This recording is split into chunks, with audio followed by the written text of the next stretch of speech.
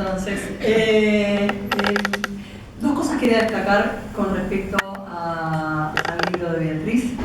La primera es leer este libro, que además es de una lectura bastante ágil, porque no es un libraco. Es un libro que hizo un buen compendio de su tesis, que es bastante más grande. Supe leerla también para mi tesis. Este libro nos da la perspectiva histórica de construcción del derecho de autor. El derecho de autor es la propiedad intelectual es una construcción social. Al ser una construcción social, y si vamos a los orígenes de por qué es hoy lo que es, qué debates se dieron en su momento para poder llegar a tener la concepción de derecho de autor que tenemos hoy, nos vamos a dar cuenta de que esos debates se dieron en un contexto determinado y se dieron hace muchos años.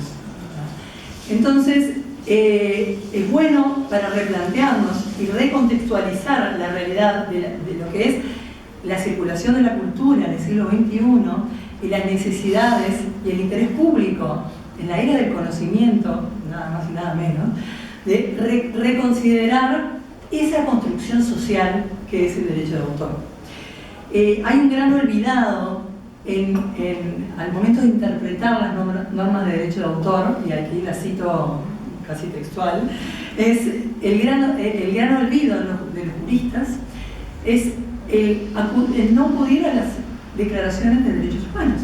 O sea, cada vez que vamos a interpretar o aplicar el caso concreto a las normas de derecho de autor, vamos desde el convenio de Berna, los convenios de la OMPI, el Tratado de Derecho de Autor, el Tratado de Derechos Conexos, bajamos en la ley nacional, y en base a esas herramientas es que aplicamos al caso. Pero estamos perdiendo la perspectiva de la incidencia que tiene la normativa de propiedad intelectual en el ejercicio de los derechos humanos básicos como educación, acceso a la información, acceso a la cultura, porque hay varias de esas normativas hoy están además revisándose, y aquí en Uruguay la estamos revisando a nivel nacional, pero hace más de 10 años que se están revisando las normativas internacionales específicas de derechos de autor. Estoy pensando específicamente en la OMPI y su agenda para el desarrollo. Desde principios del siglo XXI surgió la necesidad, planteada por países del tercer mundo, de decir, atención, no estamos saliendo beneficiados con este marco normativo, no podemos cumplirlo, básicamente. No solo en la OMPI, sino también en la Organización Mundial de Comercio, en la ronda DOA, hubo una ronda de negociaciones muy dura, específicamente por cuestiones del tema de acceso a medicamentos. No tiene que ver con derecho de autor, pero sí el tema central fue propiedad intelectual y tercer mundo. No estamos pudiendo cumplir con esto, perdemos más de lo que ganamos, vamos a revisarlo. Obviamente los intereses empujan a nivel internacional son realmente difíciles de negociar, difíciles de contrarrestar. De cualquier manera considero que es a nivel internacional que se deberían dar el gran cambio y después bajar, porque estamos totalmente constreñidos si nosotros quisiéramos hacer grandes cambios, una gran reforma a nivel de derechos de autor y a nivel de propiedad intelectual, tanto en Uruguay como en Argentina, no podemos, porque tenemos que cumplir con normativas que en su momento negociamos pero fueron impuestas. Eso es el primer gran marco, es contextualizar por qué tenemos el derecho que tenemos y por qué se dio y en base a qué negociaciones, en base a qué posturas. Ese es el gran aporte que hace Beatriz en su libro. Y el segundo es algo un poco más local. Cuando estamos debatiendo nuestra reforma de derechos de autor, salen voces diciendo: esta reforma es inconstitucional. Si quieren saber por qué esta reforma de ninguna manera puede llegarse a ser, puede ser discutida, pulida, puede ser negociada, debatida, pero de ninguna forma puede ser declarada inconstitucional, lo van a encontrar en el libro de Beatriz también, porque el concepto de protección, nuestra Constitución, en su artículo 33, reclama el derecho de los autores de ser protegidos. Bueno, ¿qué es ser protegido? No es mantener la ley exactamente como está, es generar un balance, es generar una protección adecuada y contextualizada al siglo XXI. Los derechos de autor no son solo derechos de autor, es un sistema. El sistema autoral está integrado por 3 intereses básicos que deben estar equilibrados: el derecho del autor, los derechos de los intermediarios, que no tienen nada que ver con derechos humanos, y el derecho del usuario de la cultura. Eso es lo que se está buscando hoy con la reforma. Y la redacción del actual proyecto de ley, que podrá obviamente ser revisada, no contiene de ninguna manera ninguna norma que infrinja el artículo 33 de la Constitución, porque además tenemos el 72, o sea, tenemos el 33 que dice que los autores deberán ser protegidos, pero tenemos el 72 que trae todo el sistema de la Declaración de los Derechos Humanos, la incorpora a nuestra Constitución. Por lo tanto, está en nuestra Constitución también el derecho de acceso a la cultura, acceso a la educación y acceso a la información. Es básicamente el balance que se está buscando. De constitucionalidad yo no encuentro nada. Bueno, la dejo por ahí. Muchas gracias, Beatriz.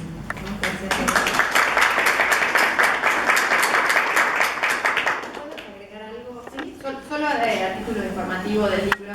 Este libro es posible gracias al apoyo de la Fundación Heinrich Böll de Alemania, que es una organización sin fines de lucro, alineada con el Partido Verde de Alemania. Ustedes saben que en Alemania los entes de cooperación son diferentes de otros países europeos. Los entes de cooperación trabajan a partir de fundaciones vinculadas con partidos políticos. Este libro ha sido posible gracias a la financiación que aporta permanentemente a la Fundación Vía Libre, la Fundación Heinrich Böll de Alemania, que desde el año 2004, en cuanto hace, viene apoyando nuestro trabajo en todo lo que tiene que ver con la discusión global sobre propiedad intelectual. Así que no quería dejar de mencionar eso. Y además, es una coedición, cuenta con el apoyo de la Fundación Böll, pero además con la apuesta de una editorial argentina que se llama Tren en Movimiento, que edita libros que discuten, tiene toda una serie llamada Sentido del Libro que bueno, pone el libro en sí sobre la mesa como elemento de discusión política, y a ellos tenemos que agradecer también la posibilidad de tener la versión impresa de este libro, que, como les decíamos antes, se puede conseguir para libre descarga en internet. Tiene una licencia Creative Commons. Ustedes pueden hacer con este libro, compartirlo, hacer obras derivadas, hacer una serie de cuestiones más. A la vez pueden conseguir ejemplares impresos en la medida de nuestras posibilidades. Traje hoy en un bolsito algunos, pero seguramente vendrán más ejemplares cuando los amigos y amigas pasen de visita por allá. Así que decir eso, que el libro es posible gracias a la confianza de la Fundación Böll, a la apuesta de esta editorial que se suma a este movimiento de decir, bueno, ellos entienden, tienen una mirada crítica sobre el sistema de derechos autorales, pero entienden el valor del libro y el valor del trabajo del editor. Así que bueno, solo esas dos menciones que no quiero dejar pasar. Bueno, íbamos a contar también con la presencia del diputado Julio Battistoni, pero elegimos un día para hacer este evento complicado porque hay sesión en el Parlamento, una sesión bastante larga, igual que hubo una ayer también bastante larga. Están ocupados nuestros legisladores, lo cual nos parece que es muy bien. Así que el diputado Battistoni, más que disculpado, lamentamos no tenerlo porque sería un aporte estupendo, pero lo que sí nos gustaría es aprovechar, bueno, a recibir preguntas, comentarios, pero...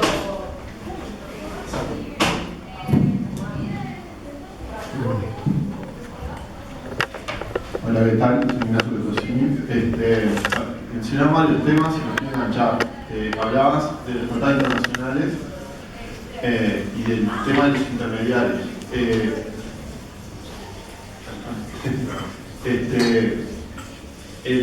leí tu tesis y decía que los tratados internacionales los firmaban países comunistas que estaban en contra de la propiedad en general, en particular intelectual.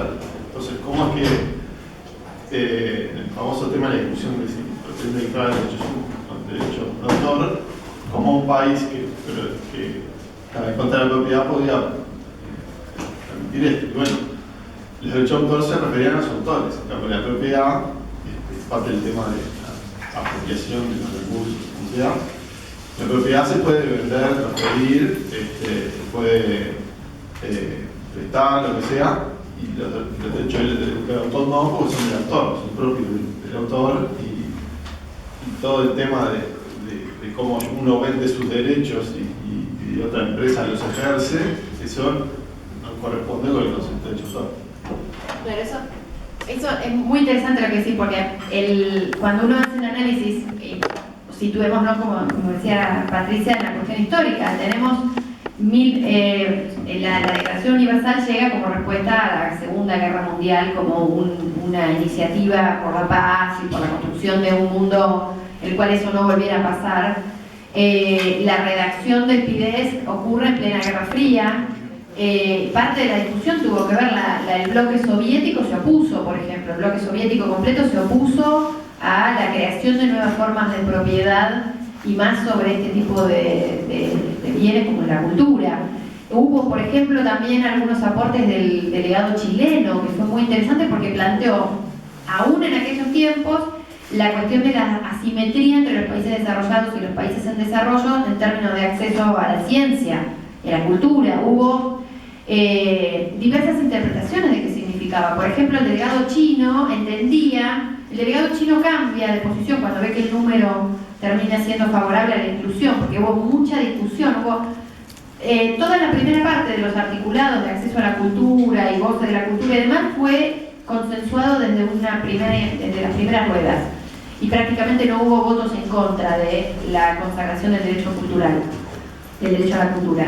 Ahora, la consagración de los derechos de los autores llevó mucho trabajo, fue incorporada, fue retirada, fue incorporada, fue modificada, tuvo una larga serie de vaivenes, y muchas veces lo que pasaba era que los distintos delegados votaban por razones diversas. Por ejemplo, el delegado chino terminó votando por la integridad de la obra, otros votaban por la cuestión de los derechos morales, pero no hubo un consenso en el momento de votar, y hubo fuerte resistencia a la idea de generar una forma de propiedad.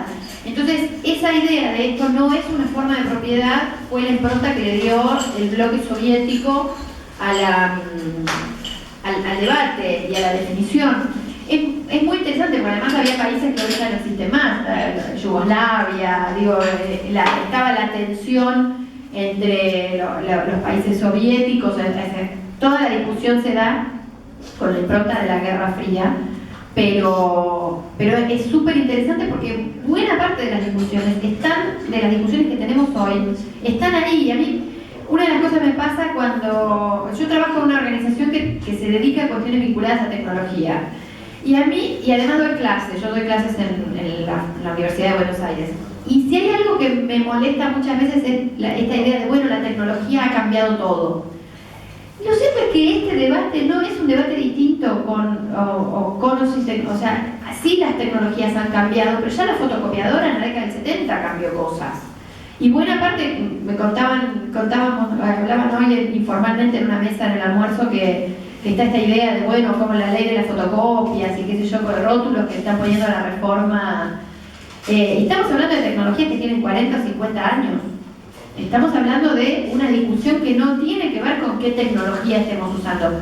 Probablemente el hecho de que cada uno de nosotros tenga en su bolsillo una fantástica máquina de copiar, como un teléfono donde puedes tener PDFs o de distintas otras formas de copiar, MP3 y demás, otros formatos, quizás eso haya acelerado la discusión. Pero lo cierto es que la discusión de fondo, de cómo construimos un sistema de propiedad intelectual que cumpla con un objetivo social, como claramente dice el comité de aplicación. El comité de aplicación lo dice, yo lo he repetido muchísimo, es que es un producto social con un fin social.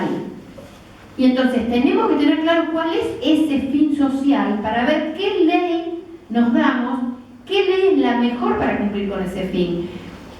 Y les digo algo, yo creo que en este momento el actual sistema de derechos de autor no protege a los autores de la forma en la cual deberían ser protegidos por su trabajo.